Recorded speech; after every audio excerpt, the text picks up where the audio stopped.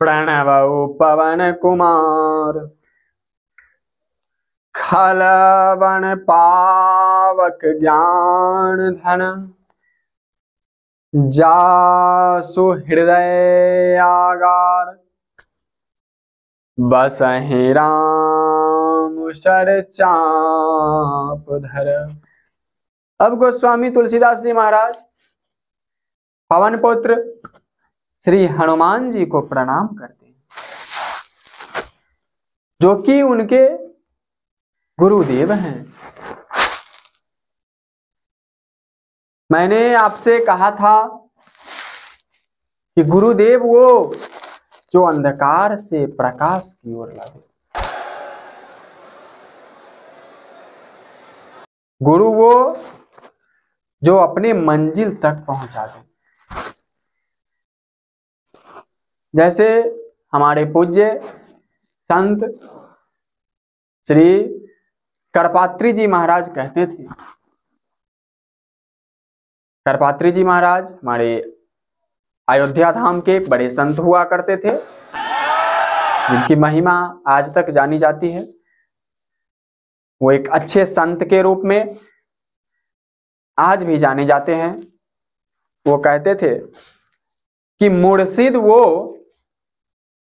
मुर्शिद वो जो असुदाई मंजिल कर दे, वरना रास्ता तो हर शख्स बता देता है। मुर्शिद अर्थात गुरु। गुरु वो जो अपने गंतव्य स्थान तक पहुंचा दे, वरना रास्ता तो अगर आप कहीं चलते हैं, मान लीजिए कहीं जा रहे हैं, आपको यहां से अयोध्या के लिए जाना है। आपने किसी से पूछा, भैया अयोध्या ऐसे चले जाइए, बाएं से दाएं, दाएं से बाएं मुड़ जाइएगा, पहुंच जाइए। इस तरह से दाएं बाएं करने वाले बहुत सारे व्यक्ति आपको मिलेंगे, परंतु ऐसे बहुत कम व्यक्ति मिलेंगे जो कहे कि चलो मैं तुम्हें अयोध्या तक छोड़ के आता हूं। ये केवल एक गुरु ही कर सकते हैं। आखिर वो गुरु कैसे हैं उनके? तो एक समय की बात है, गोस्वामी तुलसीदास जी महाराज एक गृहस्थ परिवार से थे। उनका नित्य प्रति का एक कार्य था कि सुबह जब वो शौच के लिए जाते, शौच आदि से बाद लौटने के बाद उनके जलपात्र में थोड़ा सा जल शेष बच जाता था। ध्यान से सुनिएगा इस कथा को, बहुत मार्मिक प्रसंग है। उस जल को वो एक बेर के पेड़ पर रख दिया करते थे। जब 34 दिन उन्होंने रखा, 35वें दिन जब वो जल रख के वहां से आ रहे थे, उन्हें एक आवाज सुनाई दिया, राजन रुको। उन्होंने रुका। जब रुका तो वहां एक मनुष्य रूपी प्रेत मिला। वो प्रेत बताया कि मैं प्रेत हूं, मैं अपने दुष्कर्म के कारण प्रेत योनि को प्राप्त हुआ, लेकिन तुम जो भी हमसे मांगोगे मैं उसे अवश्य प्रदान कर सकता हूं। गोस्वामी तुलसीदास जी महाराज कहते हैं कि यदि आपके पास कुछ देने का सामर्थ्य है तो आप हमें प्रभु श्री राम के दर्शन करा दीजिए। अब यहां समझिएगा, हम मनुष्य जब किसी भी काम को करते हैं, जिस किसी भी कार्य के लिए जाते हैं, तो रास्ते में बहुत सारे विघ्न बाधाएं आते रहते हैं। लेकिन हम मनुष्यों को चाहिए कि जिस कार्य के लिए चले हैं वो कार्य हमारा सबसे प्रथम है। जैसे जब कोई विद्यार्थी पढ़ने कॉलेज जा रहे हो, स्कूल जा रहे हो, उनका सबसे पहला काम है क्लास पहुंचना, पढ़ना, बीच में बहुत सारे दोस्त मिलेंगे, संगी साथी मिलेंगे, होटल मिलेंगे, सिनेमा घर मिलेंगे, लेकिन उनका काम वो नहीं कि सिनेमा घर में जाके सिनेमा देखना शुरू कर दें, होटल में जाकर के ऐसो आराम करना शुरू कर दे। उनका सबसे पहला धर्म है कि वो जाकर के कॉलेज, विद्यालय, महाविद्यालय जाकर के शिक्षा अर्जन करें। तो यहाँ गोस्वामी तुलसीदास जी महाराज भी वही कर रहे हैं जो उनका कार्य है। वो और भी तो कुछ मांग सकते थे, वो यह भी कह सकते थे कि मैं धनी हो जाऊं, मैं अमर हो जाऊं, मैं पुत्रवान हो जाऊं, मैं राजा हो जाऊं, लेकिन उन्होंने कुछ नहीं मांगा। क्या मांगा? मुझे राम के दर्शन करा। तो वो प्रेत बोला कि मैं राम का दर्शन तो नहीं करा सकता, परंतु मैं राम के पास तक पहुंचने का मार्ग अवश्य बता सकता हूं। ठीक है, वही बता दीजिए, आगे मैं देख लूंगा। बोले ठीक है। संध्याकालीन जब आप सत्संग में होते हैं, कथा में होते हैं, उस समय आप देखेंगे कि सबसे पीछे, कथा के सबसे पीछे एक मनुष्य कोढ़ी वेश में वहां बैठा होगा, जिसके शरीर से बहुत दुर्गंध आते होंगे। उनके पूरे शरीर में घाव होगा, मवाद निकलता होगा, उनके आसपास जाने से दुर्गंध ही दुर्गंध दिखेंगे। एक कंबल ओढ़कर वो मनुष्य वहां बैठे रहते हैं। आप जाना और उनके चरण पकड़ लेना, वो आपको राम का दर्शन करा देंगे। ठीक है।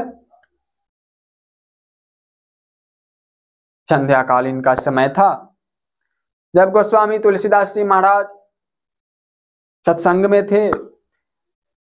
उन्होंने देखा कि वास्तव में वो प्रेत जैसा बताया था वैसा एक आदमी उन्हें मिला। जब वो आदमी मिला, उन्होंने देख लिया और सत्संग में लग गए। जब सत्संग का समापन हुआ,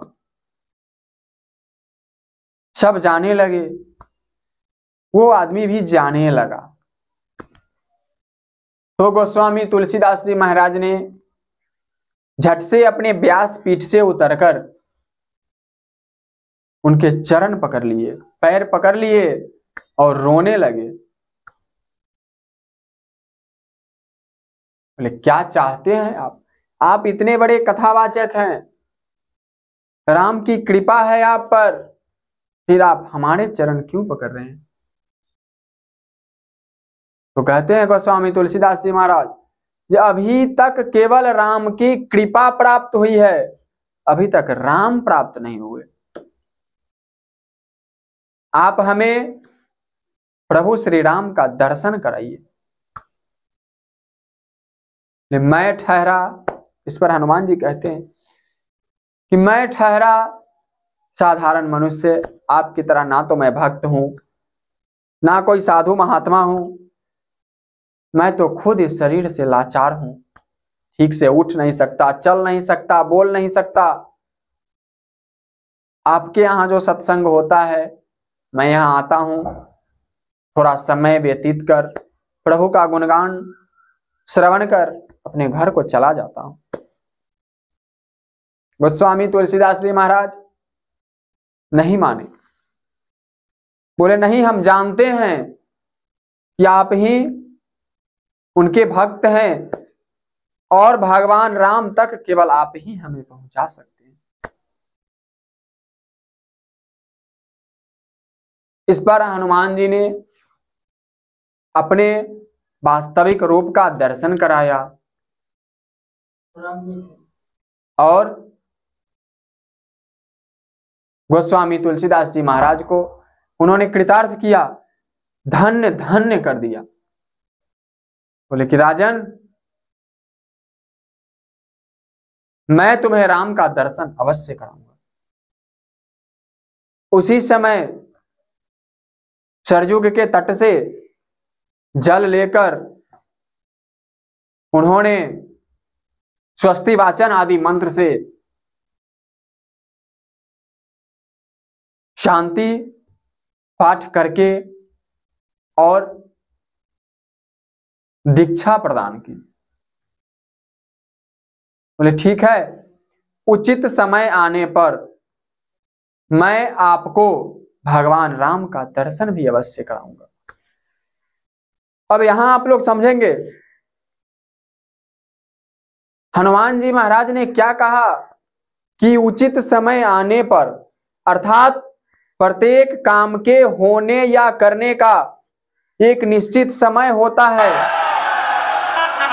परंतु हम आम मनुष्यों में इस कलयुग के दौर में मैं जैसा देख रहा हूं, मनुष्य त्राही त्राही कर रहे हैं। यदि हमें धन चाहिए तो आज ही चाहिए, मुझे धनवान बनना है, 10 दिन में ही बन जाना है। अगर 10 दिन में नहीं बना तो भैया छोड़ दो इसे। भगवान राम के मंदिर गए, 10 दिन में भगवान की कृपा प्राप्त नहीं हुई, अब राम का मंदिर छोड़ो, चलते हैं हनुमान के मंदिर। 15 दिन में हनुमान जी की कृपा प्राप्त नहीं हुई, हनुमान जी को छोड़ो, चलते हैं अब भगवती के मंदिर में। भगवती के मंदिर में गए, मंदिर मंदिर दौड़ते दौड़ते जिंदगी चली जाती है। भैया प्रत्येक काम के होने का, जब किसान फसल रोपते हैं तो उन्हें रोपने और काटने के बीच में कुछ समय अवश्य शेष बचता है। जिस समय में किसान उसे सींचते हैं उसमें समयानुकूल पानी, दवाइयां अवश्य देते रहते हैं कि इनका विकास हो, प्राकृतिक का सहयोग चाहिए, फिर वो फसल अपने निर्धारित समय पर जाकर के ही कटता है। इसलिए हम सभी भक्तों से आग्रह करेंगे, इस व्यासपीठ से हम आप लोगों को यह अवश्य बताना चाहेंगे कि जिस किसी भी काम को आप करते हैं, थोड़ी मेहनत, ईमानदारी से आप उसे करते रहें। ऐसा नहीं कि आज किया कल फल की आशा रखते हैं, कल फल प्राप्त नहीं हुआ तो मन में एक व्यथा उत्पन्न होती है, दर्द उत्पन्न होता है, और वो दर्द हम मनुष्यों को अपने कार्य करने में, अपने गंतव्य स्थान तक पहुंचने में एक बाधा है। तो गोस्वामी तुलसीदास जी महाराज अब हनुमान जी से दीक्षा तो ले लिए, अब आइए आगे देखते हैं क्या होता है।